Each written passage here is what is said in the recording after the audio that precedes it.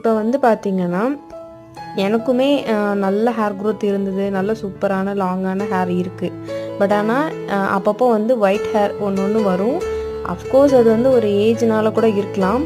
ஆனால் வந்து இந்த ஏஜுக்கு இது இவ்வளோ சீக்கிரமாக வர தேவையில்லை அப்படிங்கிற மாதிரியான ஒரு டைமில் தான் எனக்கு தோண ஆரம்பிச்சிது. ஸோ அதனால் நான் வந்து ப்ரிவென்ஷனுக்காக சில விஷயங்கள்லாம் பண்ணேன். அதில் சில முக்கியமான ஃபுட்ஸ் என்ன அப்படிங்கிறது தான் நான் உங்களோட ஷேர் பண்ணிக்க போகிறேன். அண்டு வந்து பார்த்திங்கன்னா எனக்கு நிறைய டேண்ட்ரஃபும் வர ஆரம்பிச்சிச்சு. டேண்ட்ரஃப் வந்துச்சு, ஸ்கேல்ப் வந்து கொஞ்சம் விசிபிளாக தெரிய அளவுக்கு வந்து ஹேர் ஃபால் இருந்தது. ஒயிட் ஹேர், இது என்னோட ஸ்கேல்ப் தான் அண்டு இது என்னோட ஒயிட் ஹேர் தான், பாருங்கள் எந்த அளவுக்கு இருக்குது அப்படின்னு சொல்லிட்டு. இதை வந்து ட்ரமாண்டஸாக நான் வந்து அப்படியே குறைச்சேன். அதை எப்படி நான் பண்ணேன் அப்படிங்கிறதையும் இந்த வீடியோவில் கண்டினியூவாக பாருங்கள், நான் சொல்லியிருக்கேன். ஸோ இந்த ஃபுட்ஸ் எல்லாம் வந்து நீங்கள் கண்டினியூஸாக எடுத்துக்கணும். சும்மா இன்றைக்கி எடுத்துகிட்டு நாளைக்கு ரிசல்ட் வரல, இல்லை 1 மந்த் எடுத்துகிட்டு ரிசல்ட் வரலன்னு சொல்லவே கூடாது.